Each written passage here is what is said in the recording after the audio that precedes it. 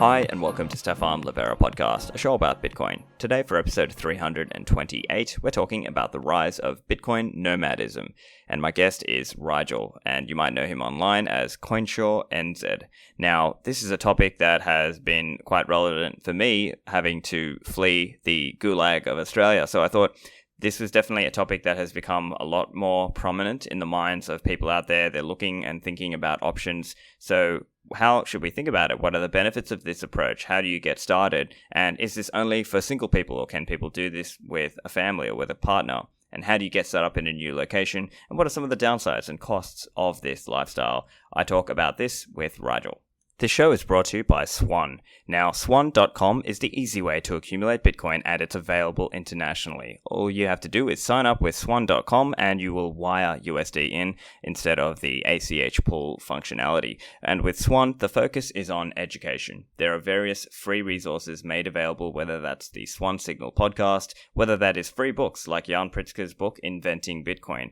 You can start off with Swan, you can start off with a lump sum purchase and then set up your Bitcoin savings plan. And on the front page of the website, swan.com, you can see a savings plan calculator. So for example, if you would put in $100 a week for 5 years, how much would you have put in and how much would you have now in fiat terms, in terms of Bitcoin that you had stacked? So go and sign up at swan.com.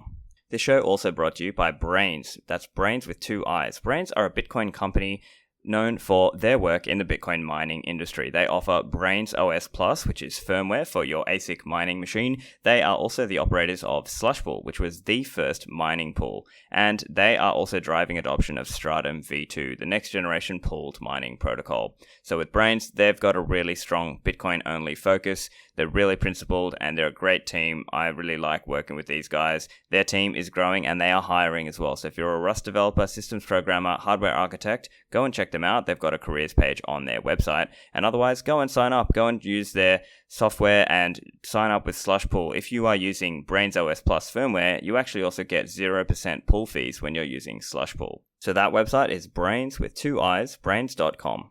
Are you looking to get started with Bitcoin mining? Compass Mining can make it easy for you to do this without advanced technical knowledge. So compassmining.io is the website, and they've got all sorts of material there. They've got podcasts and articles and a newsletter also with all kinds of content to teach you about Bitcoin mining and keep you up to date. So with Compass Mining, you can select an ASIC machine, have that sent to a facility and have it plugged in and turned on. You pay the hosting fees and then you receive sats, and you can even select which pool you want to participate and point your hash rate towards. So this is an easy way to get started, to source a machine and to get reasonable power rates compared to what we might be paying in our home residential rates. Also, you can have a Compass mining machine sent to your home in the US if you wish to do Compass at-home mining. So that website is compassmining.io.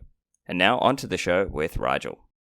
Rigel, welcome back to the show. Thanks, man. It's good to be back. It's an honor to be on the Stephan Livera podcast once again. Yeah, that's awesome. Well, I am just excited to chat about this because it's something that I have been doing and thinking about for myself also. And so we're talking today, we've got this theme of the rise of Bitcoin nomadism and Bitcoin nomads. So this is something I know you're obviously very passionate about as well. So can you tell us a little bit about how you got into this idea? Sure. So, I mean, I'm someone that's wanted to do the kind of digital nomad, travel the world, work online sort of thing for some time. But my background was, I was in the police for 10 years and then I was working in adult education. And I just never quite found a way or, could figure out a way where I could kind of do this online. I just didn't have the right sort of vocation. I did have like a dabble with like affiliate marketing quite a while ago, probably about 10 years ago now, right? When, AdWords and PPC and stuff like that was just taking off and it was a relatively new thing, but I just never quite got enough traction to make it, like my full-time thing where I could rely on it. So I'd been looking for how to do this for a while. And then I got into, decided to get into software just so I could, work more full-time on Bitcoin. And so I had a relationship breakup with my girlfriend at the time, and I was living in New Zealand at the time, and just kind of really felt like I hit the glass ceiling there, and I was really unhappy, and I was really starting to think, well, my mental health is not going in a good direction if I'm staying here. I really need to get out. So at the time, I had managed to start working for a exchange at home just one day a week. I had my regular kind of teaching job for 4 days, and I had one day off, and they were wanting some help with what they're doing, and so I started working there kind of more just out of passion and interest than it necessarily being a career. But this was 2019 when I was talking about it after I'd had the relationship breakup, and it got to the point where I was like, man, I've just really got to get out of the country, otherwise I'm just not going to a good space, and I didn't know how I was going to do it or what I was going to do. I figured I was going to have to just quit my job and do it, but there was a point of I need to really do this, otherwise I just don't see my life going in a good direction. So I quit my regular job, and I told the exchange, look, hey, I'm going to do this. Look, I've got a friend. Luckily, I had should have mentioned actually. Made a friend of mine. We had a lot of similar interests from both having connections in the music world, and my friend. He was nomading in Bali at the time, and also a Bitcoiner working at a bazaar and stuff. So I started asking him about what's it like in Bali, and that's a place which I'd always had like a soft spot for in my heart. And he was saying it's great, and I was kind of picking his brain a little bit about the lifestyle. And eventually I came to the decision, okay, I'm just going to do this. I don't know how I'm going to make it work. If I have to sell some Bitcoin to do it, so be it. It's really kind of make it or break it for me to do it. So I quit my other job. I said to the exchange I was working at, okay, this is what I'm going to do. I need to do it. I really appreciate the opportunity you've given me, but I've got to go through it. If you're not happy for me to work remote, I totally understand. That's fine. But if you would have me remote, I'd love to keep working for you guys. And fortunately, they said, yeah, sure. And a one-day-a-week thing ended up turning into something kind of full-time. So I just took the dive and then moved to Bali. And this was kind of mid-2019. And I was living there and working there and really loving it, waking up almost every day thinking, pinching myself that this is real. And then, of course, COVID happened. And initially I got my parents lived in Perth, and they were really freaking out about it. So I kind of flew over to be with them because I kind of anticipated what was going to happen. The borders were going to close, and if this was going to be the serious thing that we all thought it was going to be when it first hit, then I wasn't really happy with the potential that they might be in hospital and not be able to get to them. So anyway, after a couple of months, it was clear that wasn't the way it was going to go, and I was kind of trapped in Australia and didn't want to end up like Australian citizens were, where they couldn't leave the country. So as soon as the borders reopened in June, I had the plans to go to Greece, and I went there for about a month and a half, hoping that Bali was going to reopen. That was the plan. I was just going to go back to where I was living there. That didn't happen, so then I went to Mexico, and I've lived in Mexico ever since then, so kind of late 2020, and that materialized into me getting residency here and also in Panama, where I've spent some time, also in El Salvador as well. Now I've been kind of working remote as a Bitcoin nomad, if you like, for about just over 2 years now.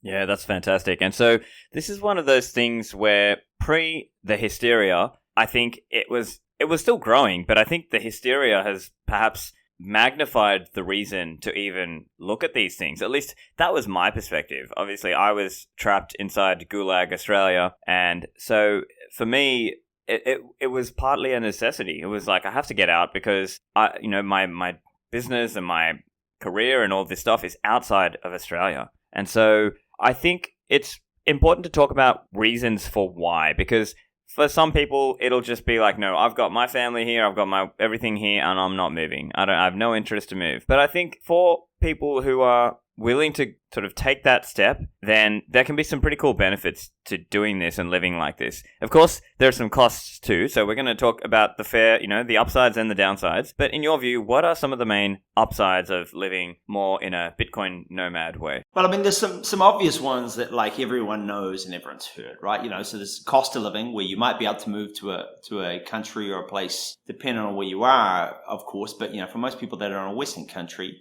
you can move to somewhere where the cost of living, as far as housing, food, and the basic necessities that you spend just to get by, are dramatically lower than what you spend at home. So there's that one there, that you can be living in perhaps that means that you can be living in a nicer house and eating better, or living a higher quality of life for less money, or the same amount of money that you're spending wherever you are. So that's one of them.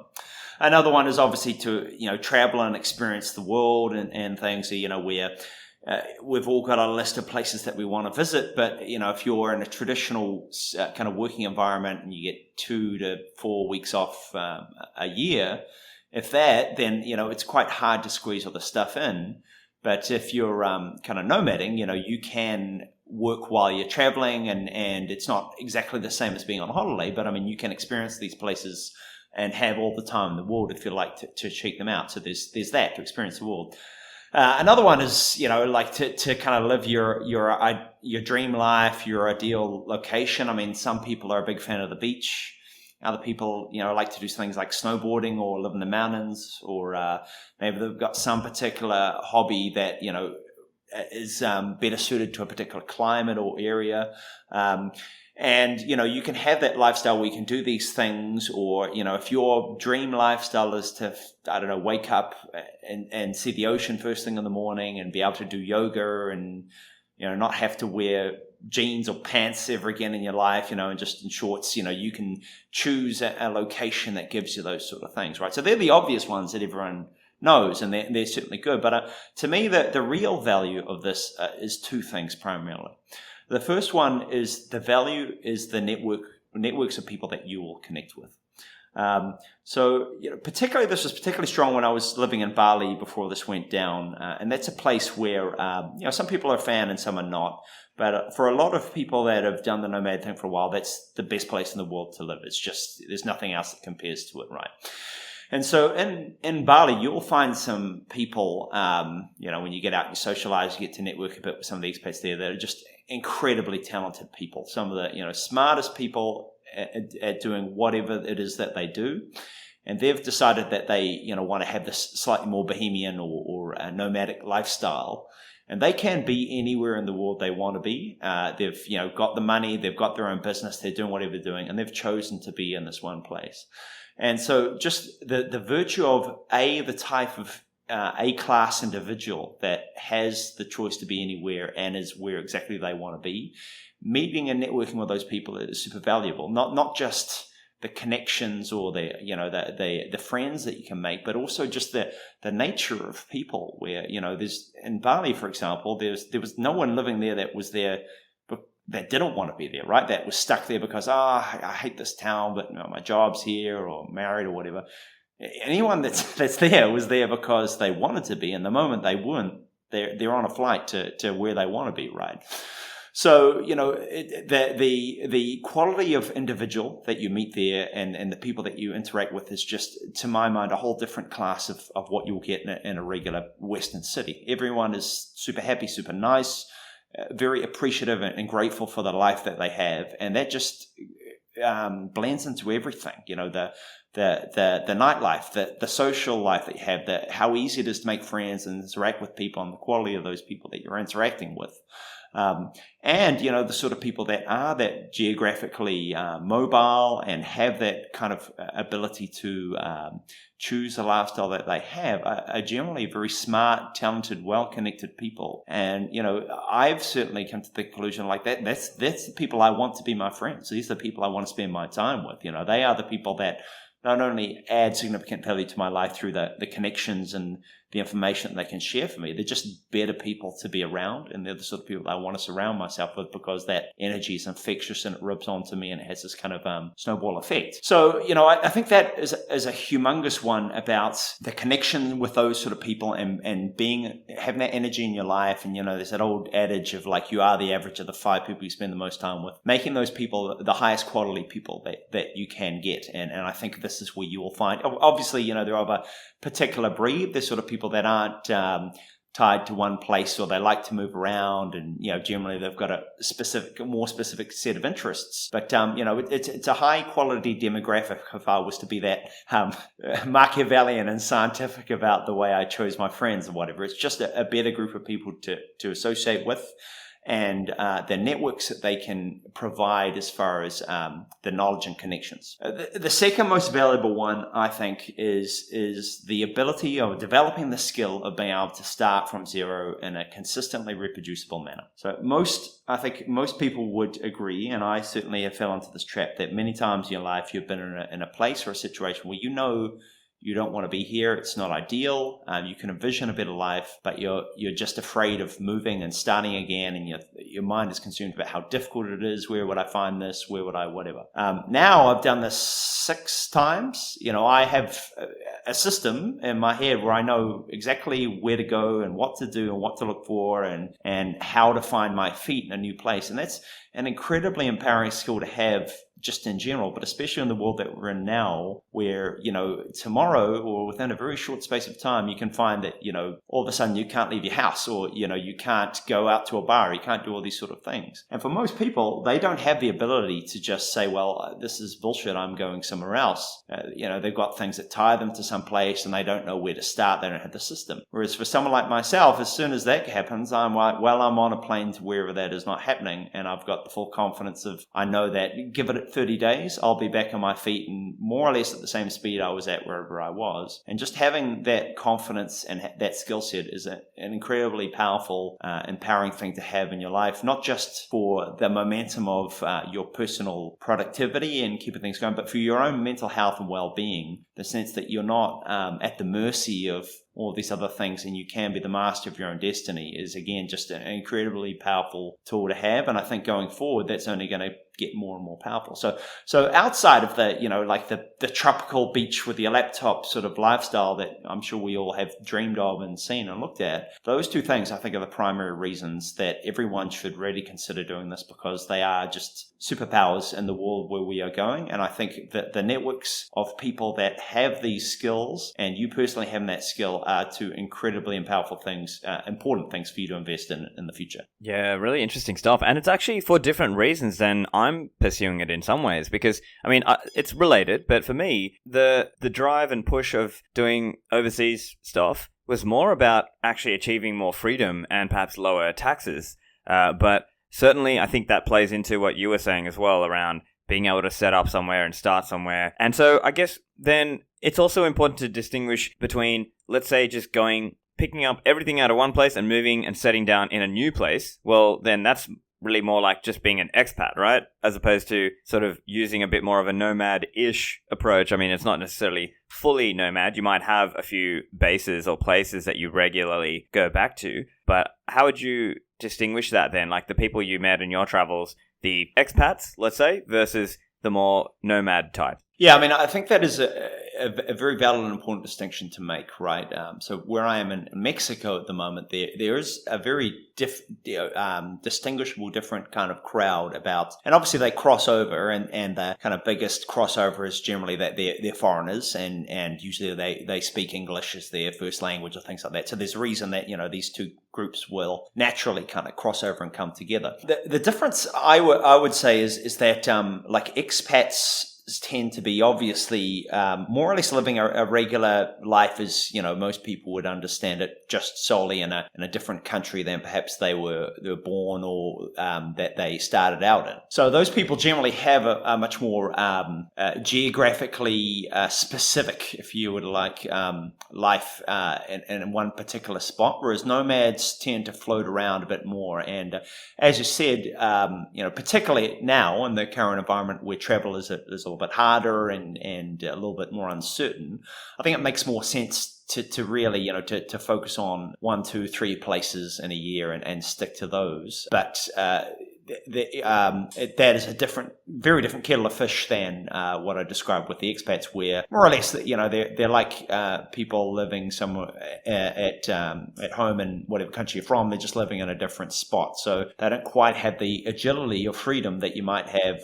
that I just described before about the ability to kind of uproot and go somewhere else. And I also find that the lifestyle is kind of different. Like it's something maybe I'll talk about a little bit more later, but I kind of feel, and maybe this is my personal bias, and some people might think differently, that just generally nomads are a slightly better crowd to associate with, in that they tend to be more entrepreneurial and they're getting things done, and they've developed a lifestyle and the ambition to be able to live this way, whereas expats often, sometimes they're running a business here, sometimes they're living on old money, sometimes they're doing whatever, but generally I find there's a lot more the sort of people that like to go out and party and just kind of live that kind of high life lifestyle, rather than nomads tend to be a bit more focused on hustle and getting work done and having a real kind of entrepreneurial drive. And again, for the reasons I kind of talked about before, they're more the sort of people that I personally would like to spend my time with, and that's how I'd like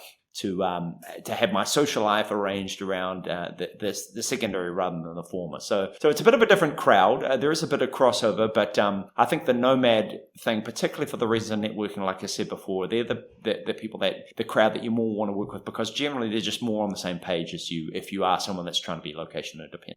Would you say nomadism is only a single guy or single girl's game, and once you are married or once you have children, it's impossible? Or how would you, I'm sure that's a common question, how do you respond to that? Certainly not. I mean, there's definitely a lot of people I know who are couples that are doing this together, and certainly a lot of people that are doing this with families, particularly post-COVID. For sure, obviously it makes things more complicated, right? Like planning travel of any nature with more than one person is going to throw some extra spanners in the works. It does make it easier though too. Like one of the hardest things I would say for me, being a single guy traveling to new places, you land there, you don't know anyone generally, or if you're lucky, you might have a friend who's already there or someone that's able to connect you up. But the hardest thing is that you land there and you don't really know anyone. And it can be a little hard to connect with people, and can be a little lonely, right? Whereas, if you've got a family or a partner, that obviously that problem is solved. So really, I think the main thing is to have, particularly when it comes to the partner, someone that's supportive of what you're trying to do and is on the same page and is after the same sort of things. And has similar interests where, if they're loving snowy mountains and snowboarding and you're wanting to surf in the tropics, obviously there's going to be a bit of friction, but finding that common ground and that kind of system where you can see to eye or reach a sufficient compromise where it works, I think is something where I've seen that most people manage to realize, well, there's more to win than to be lost if we can figure out a way to get a system like that. But with children as well, it's one area where I'm not like obviously a super expert, but I know plenty of people that do make it work, and generally traditionally it's a lot of homeschooling, but you can if you structure things correctly, you can also just have a more traditional schooling environments based on where you're going and the options that might be there. But the other thing is that there are a lot of couples and people in the same boat as you. And again, this is just another reason why I really want to emphasize the importance and the power of networking, is that not only are these people potentially going to point you in the direction of some solutions or places or systems that might work, but you can often help each other out where, you might need a reason to get away from the kids for a certain amount of time. They can take care of them, and then you can return the favor to them, or they can return the favor to you. So it's certainly not impossible. It does have its particular complications and quirks, but there's plenty of people that are out there doing it. It just requires, most importantly, that you're on the same page, and you like any relationship, right? You figure out some equilibrium and some balance on certain issues where there might be a bit of friction or you don't see perfectly eye to eye, but it is totally possible.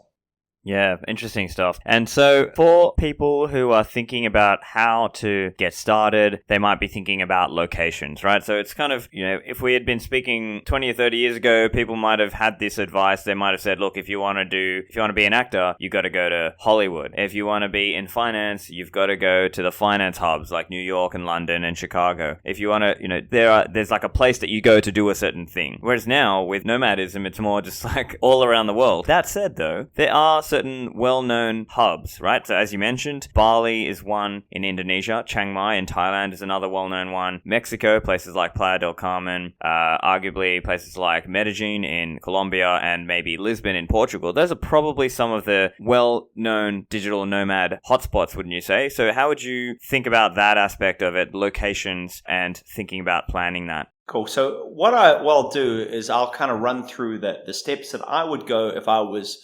assessing moving to a new place, right? I've decided I'm going to move on and I want to find out where that is. And I haven't got already pre-decided where that is. I'm looking around, right? So these are the steps that I would take. So the first place I would go to is 3 websites: Nomadlist, Numbeo, and Expatistan. So I'll talk about the last 2 first and then the first one. So the last 2, Numbeo and Expatistan, they do the same thing. And these are places for you to look at the basic cost of living. And they're not super accurate. They can be a little off, but they'll give you a good enough wet finger indication of kind of what you're looking at budget-wise in some of these places.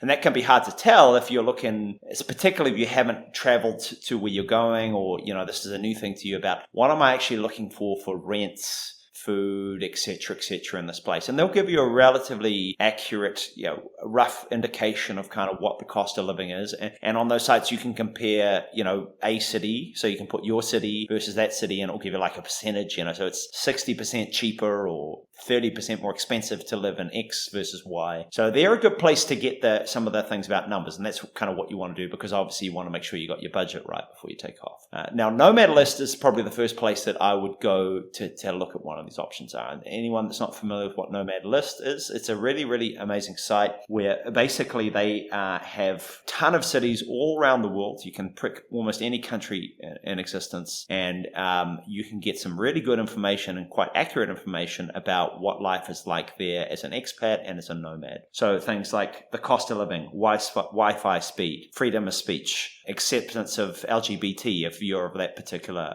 persuasion, the infrastructure, the average temperature, I can't remember the top of all of them now, but like some really detailed and quite accurate metrics about what life is like there. You also can get some reviews on there from people who have been there, and there's quite a surprising amount of detail about that, just of some indications about what it's like. I thought it sucked, I thought it was great, go to look for this area, these sort of people are there, or whatever it might be. So generally, you'll probably, if you're listening to this and you're considering it, you've probably got some country or place that you've wanted to go to, or that's your particular flavor. I would recommend you go to Nomadlist and look at that country, and the cities that are listed on Nomadlist are generally the ones that you do want to go and check out. And you might be surprised as to what some of those cities are versus what you might think. And also they have a list. It's interesting at the moment because obviously it changes quite rapidly. And I was actually just looking at Nomadlist's top, they've just got like the list from 1 to however many cities they've got, but looking at their top 50 at the moment, and it's I would say probably a little bit out of whack given what's happened with COVID in the last couple of weeks. But it is a interesting and not a bad indication about what places are good and what places are hot and not at the moment. And you might be surprised about some places that you haven't considered, that if you jump on Nomadlist you can have a look around and see what's there. So I've got a Nomadlist and Numbeo and Expatistan, and look at like roughly what country and city am I going to and how much am I looking to pay. Now, once I got that, the next thing I go to is a website called canitravel.net. And there, solely because of the situation with COVID at the moment, it's quite unclear and hard to get your head around, can you go to the place? What do you need? Do you need a test? Do you need to be vaccinated? Do you, what's the restrictions there? That's probably about the best site at the moment to get a dial on what's required there. So look at that and get your head around, okay, so if I'm going to fly to this place, what hoops do I have to jump through to get there? I'd also jump on Wikipedia and check out what is the length of the tourist visa that's available in that particular country. And that can vary based on what your passport is and a number of other factors, but you want to make sure that you've got some idea of how long you can legally be in the country for. So that's the next thing I'd look at. So once you've got that, you've probably got an idea about where you're going and what you need to get there and roughly how long you can stay there. So the next thing I do is, now you've got a city in line, I would start looking at co-working spaces. And for me, co-working spaces are the bread and butter, the most integral part of doing this lifestyle. And the reason is that generally, if you have a co-working space, and for anyone that doesn't know what that means, it's basically like an office space where you can come and park your laptop and you're guaranteed good internet, you can get power, and generally you'll find a bunch of other digital nomads there who want to have somewhere where they can reliably work. Now, you might be thinking, well, why would I pay for a space like this when I can just work from my hotel or my house or whatever it might be? And a lot of people, when they start doing that, have that attitude, myself included. But my friends who was living in Bali, who helped kind of show me the ropes about a lot of this stuff. He really encouraged me to go onto a co-working space, and I really understood it because I tried not working from a co-work space just in my hotel for I think 2 weeks, and I just found like the mental headspace that you get into can get really weird and really funky, and not everyone is like this, but I think more people than you would think are like this. Is just you get some sort of psychological benefit of being around other people. So there's that, and the reliable internet. But probably the most important thing is, as I was talking about before, is the networking. Is that people that are serious about what they are doing will pay for co-working. Most people aren't going to be, not everyone, but most people aren't going to be working at least every day from their house. They are going to be working from co-working at least 1 or 2 days a week. So if you want to connect with other like-minded entrepreneurial people, co-working is a really good place to meet them and to congregate and to get into touch with those sort of people. And if you've just landed in a new city, I think it's one of the best places to make friends and to contact with people that are like-minded sort of space. Also, if there is a co-working space in the city, it's a pretty good indicator that enough nomads have identified that this is a desirable location and frequent it often enough that there's enough clientele to sustain the business. And that in itself says that this town has been pre-selected as a desirable location for at least a certain amount of people that live in this lifestyle. So for all those reasons, I think co-working is that what I would be looking for, and it's kind of like, to me, not a red flag, like a green flag of like, this is where I want to be if there's good co-working. So once you've got some co-working, another thing that I look for, which is kind of a similar reason, is there's a hostel or upmarket hostel chain called Selena, which some people may or may not be familiar with. So jump online and have a look at the Selena.com. And Selena is, if I'm going to a new city, I always start out at Selena.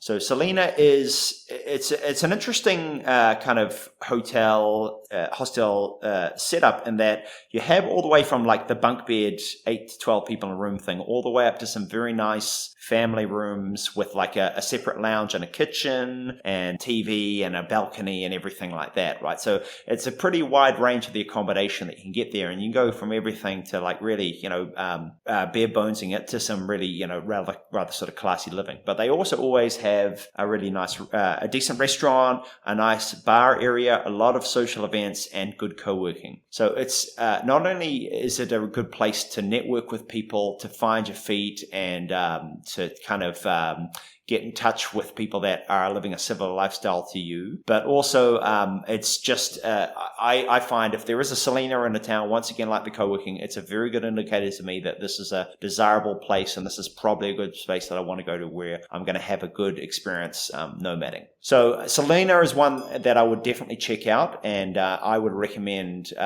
what I always do is book 2 to 3 weeks in Selena in a new space, just while I'm getting my feet and standing out there. So your backup, if that doesn't go through, is Airbnb, cheapair.com. I like to use that for hotels, or booking.com, those sort of places, and try and get an Airbnb or whatever for that same amount of time, 2 or 3 weeks. And just be wary with all of those there that you're probably going to pay a much higher price than you need to pay if you are booking an Airbnb or something like that. Like, say, for example, here in Mexico City, I believe, there is a 40% tax put on Airbnbs. And so what you'll get if you're looking at Airbnb and you're thinking this is the cost of living there, you're getting a much higher inflated price than what you'll get if you're able to get in the ground, spend that 2 weeks there looking to find something slightly more long-term and rent it out, and you're going to get a much better deal. So once you've looked, you've found a co-working space, or you found something like that, and you've got some accommodation booked there, or at booking.com or Airbnb or whatever, then you'll be moving on to the next step, which is trying to find some networks. So really your plan once you get there is, I think that it's going to take you, my golden rule is 30 days to really get your feet, find your feet in a new place. I've done this again like 6 times now, and every time the first month, I'm kind of like, is this going to work out? I don't know anyone, kind of feeling a bit lost, maybe a bit lonely or whatever. And then magically, every time, 30 days or round about 4 weeks, and everything falls to place, and this is great, and I love this town, and everything's working. So again, you want to plan for a minimum of 30-day stay, I would say, to really find your feet in a place. I would suggest, like 90 days would be what I'd really suggest for somewhere else. Try and find somewhere that's, don't try and find an optimal place where bouncing around, because that's just way too high friction, cost a lot of money. Find somewhere that's good enough and just really aim to get like a base or a foothold, if this is your first experience, of course, and somewhere, and get to know the people first. And then through those conversations, then start thinking about if you're going to check out some other areas or what your next step's going to be. But that's the first kind of box you want to tick. So speaking to that, you want to get some networks, right? So what you want to try and do is, again, co-working is a really good place for that. So if generally if they're not faces and buried in a computer and they're busy working, people that you find at co-working are really, really friendly. Often they've got networking events, like Friday they'll have beers or a barbecue or something like that there, and they're a great place to meet new people. The other one that I would really recommend is jump on Facebook and search for digital nomads or expats in whatever the city is. Now, through that there, almost always you'll find a Facebook group that's relatively active. In that Facebook group, you'll be able to ask questions and find some relatively good information about what life is like on the ground. Ask some things about, hey guys, where do I get this or that? And you'll be surprised about how easy it is to get that information. But what you're really trying to find through there is,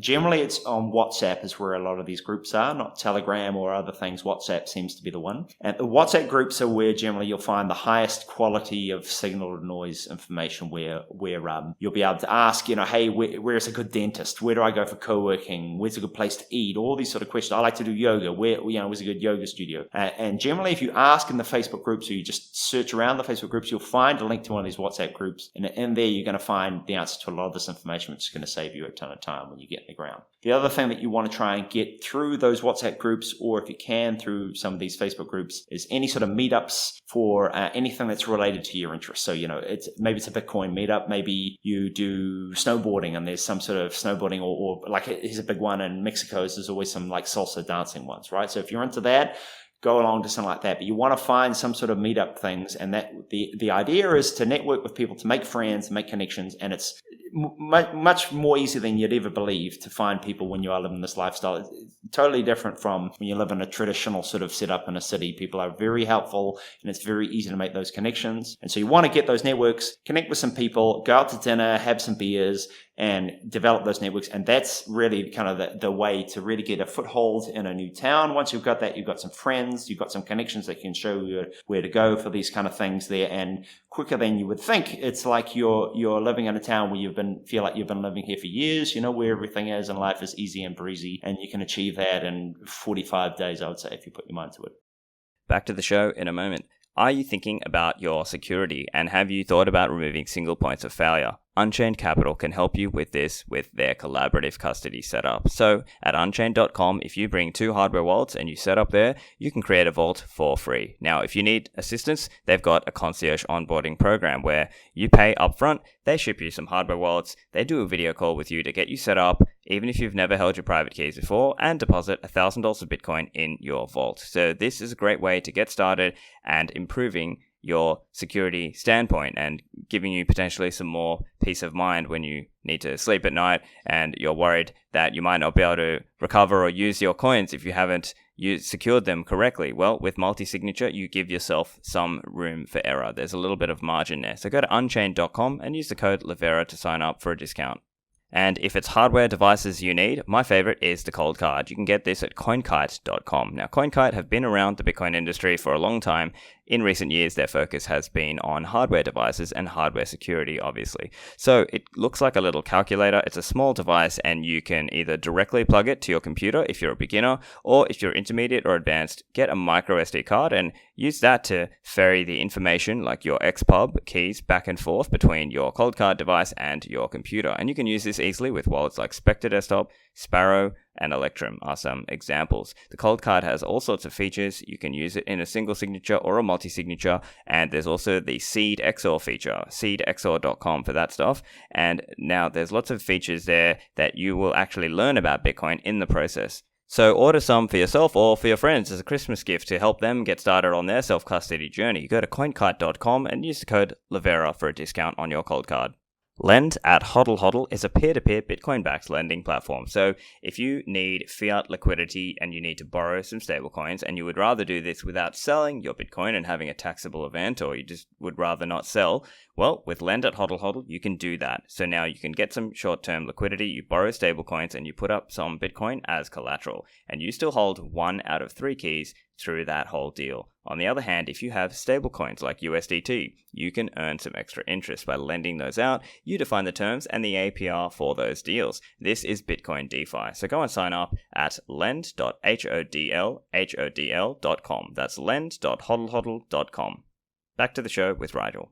Yeah, I think that's definitely a good piece of advice around not moving too often. And I think, especially in the age of hysteria where you have to do a COVID test before you go to a new country and things, it's just so much admin because you're figuring out things like, how do I do my laundry? How am I getting my groceries? How am I doing everything, right? And so expanding that time out to give yourself a solid amount of time in each new location definitely is a big one, I think, because otherwise, yeah, you will just spend too much time trying to sort out new things. And remember, what we're talking about here is not just retiring around the world. We're talking about you're still doing work, right? We're still working during the day, but also figuring out things in terms of where we're going next and what's happening. Now, there are, I guess, different situations for people around the world, right? So, for example, people from the US, they've got quite a strong passport, but one of the downsides for them is they will have to continue paying tax back to the American government, Uncle Sam. And so, whereas a lot of other countries people from other countries are able to retain their citizenship of that other country, but to no longer be a tax resident of these other countries. So that's an interesting benefit there as well. So people might be thinking, oh, how am I going to make that work? Well, if you are able to become a non-resident, so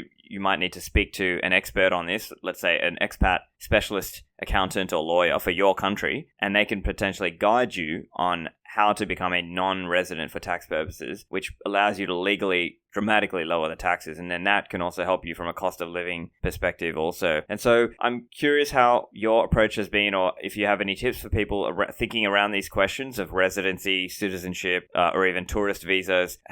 Do you have any guidance or tips there for people? Yeah, sure. I mean, look, I'd say when you start out, tourist visa is going to be fine. And generally, officially and practically, these two things are quite different. But no one has a problem going to a place and working out of their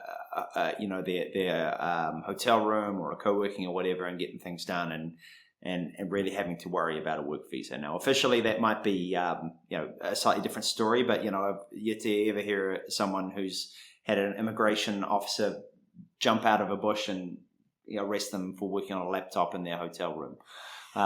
So generally, when you're first checking out a place, I think that's tourist visa is fine, right? And if you're new to this and maybe you're trying to figure out if this is for me or it's not for me, that's I think that's the step that you should take. Go to a new place, take a long, I'd say at least a month holiday and check it out and really give it a good solid go, and probably just do it on a tourist visa. Now, if you are thinking about something more permanent, then, I think, like in the past, for example, in Bali, I knew a lot of people who were perpetually doing the visa run thing, right? So in Bali, you could get a 30-day visa and on arrival, you could pay some money and get what's called a VOA, which allowed you to extend that 30-day visa another 30 days. After 60 days, legally, you'd have to leave the country. Now, there are people that I knew there who've been doing for like 7 years. They would go for 60 days, and then they would fly to Kuala Lumpur or somewhere close for 24 hours, come back and get another 60 days and just do this on a rolling basis, and they've been doing it for years. Now, it's not illegal.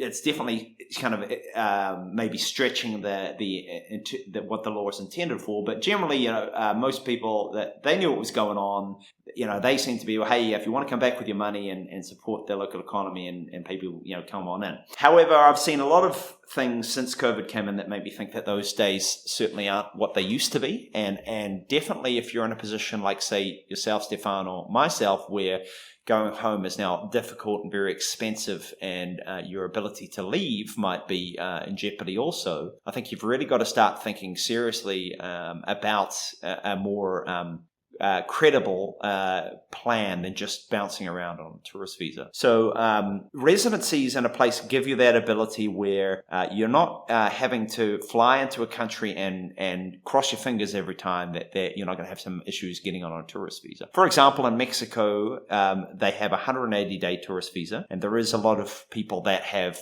just like I mentioned in Bali for years and years, been more or less coming and going perpetually using that tourist visa. Just recently, they've had a crackdown where it's not happening to everyone, but it is happening to some people, where they're coming in and they haven't got any exit ticket booked, they haven't got any sort of accommodation to show for themselves or any sort of thing to justify exactly what they're there for, and so they're be giving something like 20 days or 7 days, right? And this could happen to anyone if all you've got is a tourist visa, right? You're at the mercy of the immigration official as far as what they want to let you in for and how long. Whereas if you're a resident, you've got a much more secure claim to being in that place. You can do things like purchase a car, open a bank account if you're wanting to go down that route. Certainly have like a storage locker or somewhere where you can securely leave your things, and so you're not traveling around with everything in a suitcase all the time, which can be a little nerve-wracking in and of itself. But it also just gives you that permanent base and a place where you're not having to worry about bouncing all around, and you can take your time and also do things like, say, for example, if you want to go to a conference for a weekend, you're not worried about, well, I've just been here for a week and do I want to invalidate my 180-day tourist visa that I've just got in Mexico and be at the risk of what I've just described as happening before. So I think it's a wise decision to make, and it also gives you a lot more options as far as where you can live, and as you talked about with taxes. Like, for example, for me, I've, since being out of New Zealand, I've got several residencies. One of them is in a territorial country with a territorial taxation system. And because the way that works in New Zealand is that if you haven't got any kind of permanent ties in New Zealand and you're outside of the country for more than, I believe it's 330 days of the year, then you're not liable for taxes in New Zealand. And if you structure your affairs correctly, then you can now pay your taxes in a country where any income that's come from outside that country is tax-free, and so they're therefore effectively not pay any tax in a totally legal and above-board fashion. So that is another really big advantage, is that to be able to accomplish that if you're working a regular job is a nightmare, right? You've got to get a job in this other location, you've got to fly there and check it out, and it's just not really feasible for most people if you're just working a traditional 9 to 5.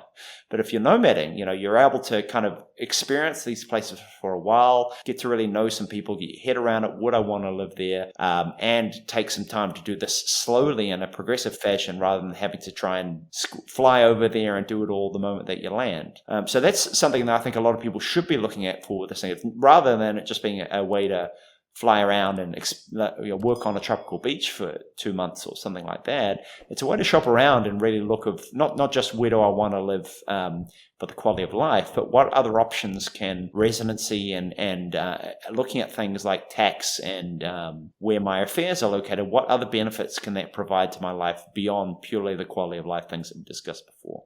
Yeah, so I think that's some interesting points there for people to really think about, making it work for the longer term. But that said, you can start with the easy option, like the tourist visa. And I think that's the other thing as well. People don't have to think like, I have to go all in. Like, you can baby step your way into this. So as an example, if you're an American, probably an easy way to get started is maybe you just go to Mexico and you set up a bank account there, right?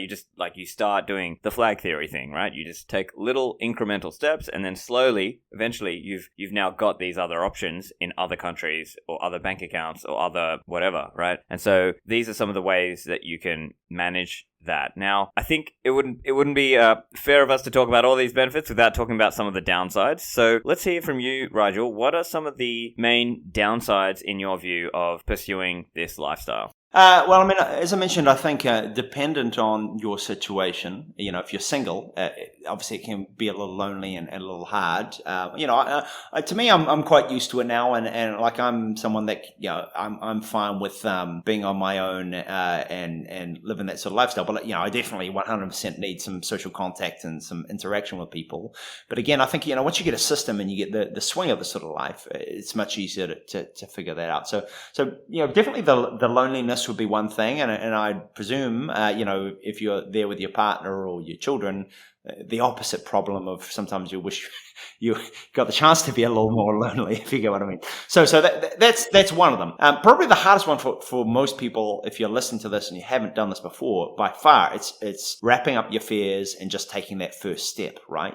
Getting on the plane and going there and planning this thing is going to be the hardest thing to do. And look, I would really recommend that, just as we talked about, you don't need to kind of sell everything and give it all up at a drop of a hat. I'd recommend, if you can, just get out of your apartment, close up your apartment, wherever it is, put your stuff in a storage locker for a couple of months and do it like that on a tourist visa, check it out. And then, you can come back to your stuff. And if you've decided this is what you want to do it more permanent, all your things are kind of prepped and ready to go. And, if not, you could just, pay for your RAN or your traditional setup at home and just check this out. So I'd say just take a holiday and explore this first. And once you're ready to go, just put everything in a storage locker. Maybe rather than sell your car, you want to leave it with your friend or whatever. So you can do it in baby steps. And then maybe you do it once. You think, I like this, I'm going to do it for real. You put everything in a storage locker, leave your car with your friend. And then after 6 months, you're like, okay, no, this is what I want to do. Then you can go back and sell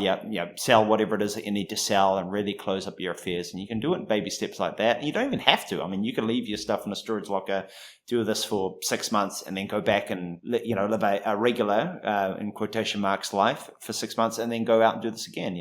So it doesn't have to be like a jumping off the deep end experience. You can baby step it into the way that I've described, and so that's one way to get around that kind of anxiety. Like, I'd really just say, look, just do it for a month or 2 months, and then think about doing it more permanently. And if you really don't like it, you can just get a plane ticket and fly home, and nothing's lost, right? So that's one. The other one that kind of goes with that is probably for most people is friends or family, right? They've got the people that they know in the town they are, and you might have lived there for a long time, and that's a daunting thing, right? Is leaving your friends or your family and not seeing them for a while, or maybe for a really extended period. And look, there's no real way to get around that. I mean, that it is what it is, and they're valid concerns. The only thing I would kind of add to that is, again, they're always just a plane ticket away. And, I've certainly found building a whole new friend circle and network in another city is amazingly easier than you would expect it to be. And just that, again, the fact that people that are nomading are all in the same boat makes it's just everyone is very welcome and accepting. And it's much, much easier to start from zero and get back some of those kind of social contacts and networks that you need than you would ever expect them to be. I guess the other one, when talking about your things, for some people is probably your stuff, right? Some people have possessions of all sorts where, the thought of leaving that thing is difficult, or what are they going to do about this or that or whatever. And I certainly had that experience where, I decided I was going to do this. It took me about 2 months to just get through all because I had so much crap and stuff that had accumulated over the years. And I sold everything more or less. I think I left like a small thing or so with a friend of mine, but I sold everything I had. And to me, it's been the most liberating experience of my life to just get rid of all the stuff which I didn't really need. And now everything I have is in a suitcase. And everything that I want to buy, I think very long and hard about, can this fit the suitcase? And if not, I don't need it.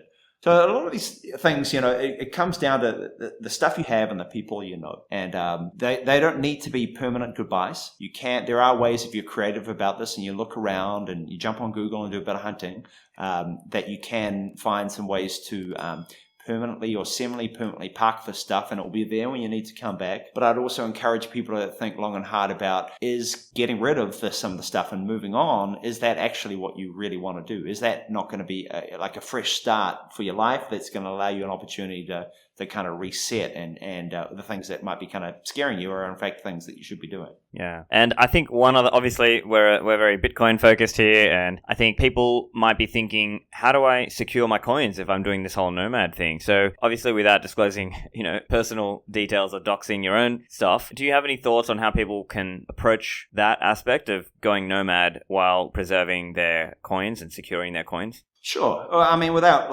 again giving away my personal secret methodology, it's there's a lot of ways. For a start, you don't need to have everything with you. I mean, some people that might be like, yes, I definitely do. But, you can always just get a plane back to where this thing is, right?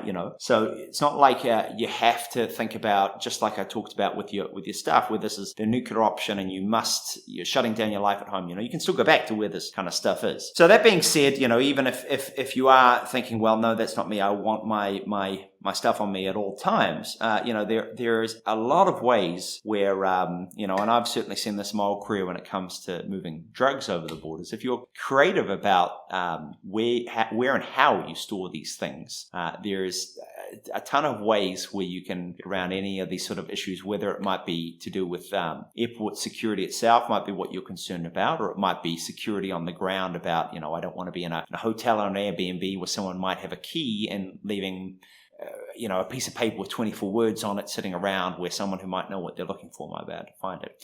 So, if you're creative about this and you think about it, for example, 24 words is not actually 24 words. If you understand the BIP39 spec, it's actually 24 words that are representative of a number in a list. And so those 24 words aren't words, they're numbers. And if you were to write down 24 numbers, most people in the world, even people that knew stuff about Bitcoin wouldn't probably see 24 numbers on a piece of paper and realize that this is actually someone's private key, right? So if you take that idea and extrapolate on it, there is a ton of ways where if you're smart about it, you can simply, if we're talking about a seed phrase is what this has really come down to. There's a ton of ways that you can be smart about having this on you or concealing it in some certain way where you know where to get it, and there's none of this magic where you've written down in some code where you're going to forget it. It's a relatively easy system for you to retrieve, but to the observer, they wouldn't know what they're looking for. So, I haven't seen any solid answers to this or systems for this, and I think that would be defeating the purpose whereby if it was a system everyone was following, well, someone could find the system and unravel it. But I hope with what I've just said there, I've probably given you enough information where, if you get creative about the way that you store these things, there's plenty of ways that you can mitigate some of these issues about traveling with these things on your particular person. Myself, I like to have simply, one of the simplest ways about it is to have, I have some permanent bases now that I have residency, have your keys or your items distributed in a number of geographical locations. And so generally, I don't even have to worry about that because it's no different than if I was living in whatever country that you're living in, where I have this stuff in a place where I can get to it immediately and I don't have to worry about borders or any things like that there. So yeah, it's certainly a concern that you want to think about, but I think if you put your mind to it, there's plenty of ways to get around the issues that that are probably top of mind when it comes to this stuff.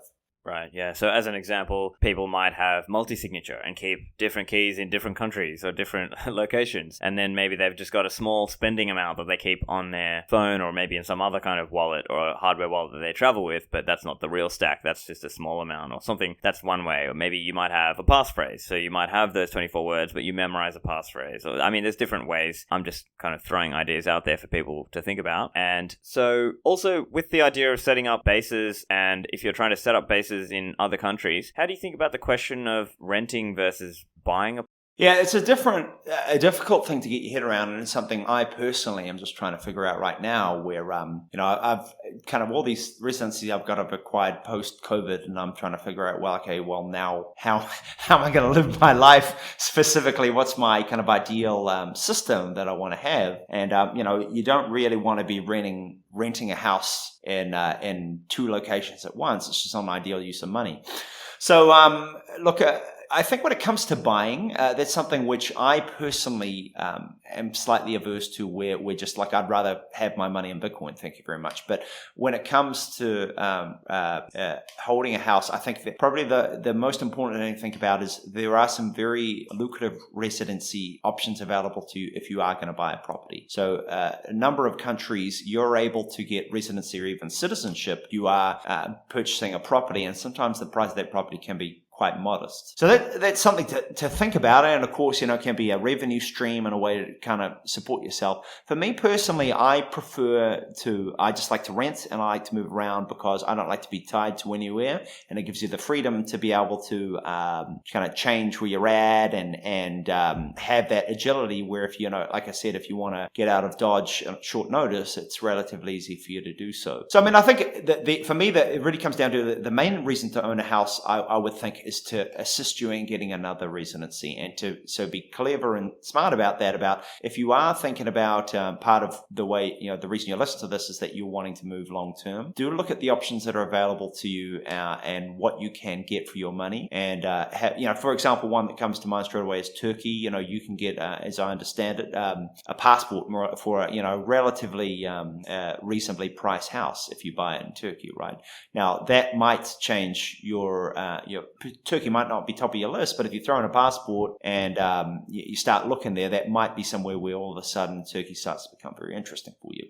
So I'd say don't throw away that, don't buy the beach house in your ideal location just on a whim. Do think about what else you can get in the package for the house that you're buying. But I personally, I feel like the biggest advantage, certainly when you're starting out, is shop around, man. Check everywhere else. Don't rush into getting a permanent tie to somewhere else. Definitely shop around and make sure you really understand where you're going. Because this is the advantage of this lifestyle, right? You can live in 10 different towns in 6 months in a place.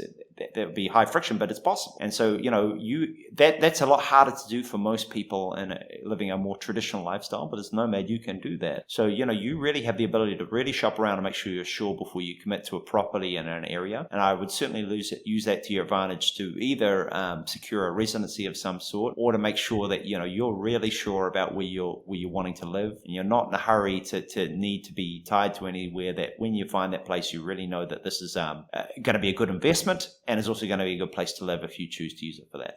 Right, yeah, and I think there's so many considerations in that, because obviously as Bitcoiners, we believe what is financially optimal is to maximize sat stacking and minimize the amount of balance sheet assets that you tie up into property. But what's financially optimal might not be security or lifestyle optimal. And there may be cases where it makes sense to do that because, let's say, you want to buy the property in Turkey to get a citizenship there, or you want to, I think it's 250,000 USD, something like that. I think it's around that range. If you buy a property more than that, you can potentially qualify for citizenship, just straight up. And there are other countries with similar kind of deals and packages and things. And so, and maybe some people would do the whole El Salvador thing, right? 3 Bitcoin and get a place in El Zonte or in Bitcoin City or San Salvador even. These are things that people might look for. So I think there's so much to get into here. And personally, I see myself writing and speaking about it a lot more. But I suppose just for this episode, we'll probably tie it up here and, carry on with another episode another day. But do you have any final tips for people or reasons why they should really stop and think about this instead of being stuck in their place of birth or the place where they're living right now? Yeah, if I was to kind of get opinionated and philosophical for a moment, my thoughts would be this, is that I think if you look at where the world is going, not just because of the COVID stuff, but because of all the money printing and everything else, we're definitely heading to a world where it's going to get a lot more unequal. And one of the areas where it's going to get particularly unequal is the ability to travel and the ability to geographically select where you live. And I think I don't think it's paranoid or tinfoil hat to think that there's also going to be some effort for certain governments to dissuade people from moving or having the option to choose a better geography or jurisdiction to place themselves in. So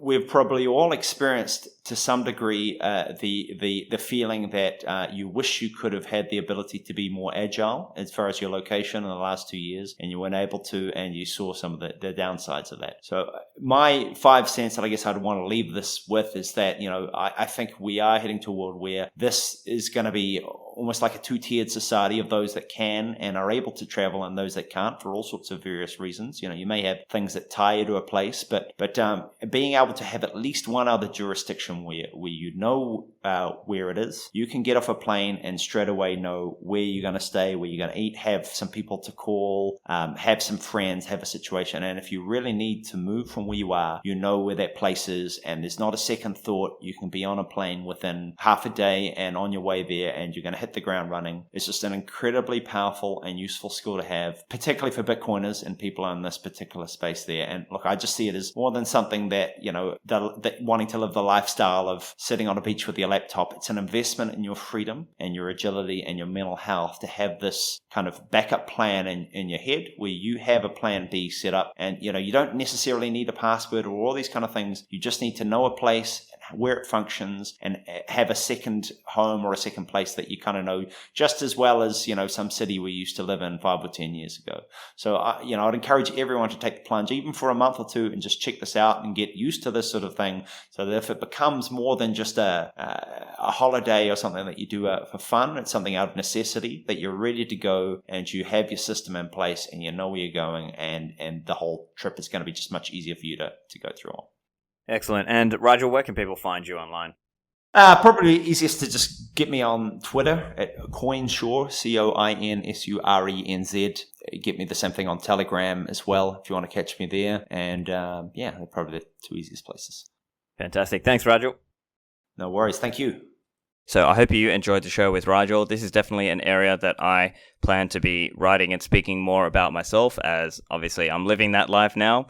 I think it is definitely an interesting question as well around practically how do you achieve this, and also how do you compare this to other ideas like, say, hunkering down into a citadel. So let me know your thoughts, and of course the show notes and the transcript will be on the website stephanlivera.com/328 for this one. Thanks, and I'll see you in the citadels.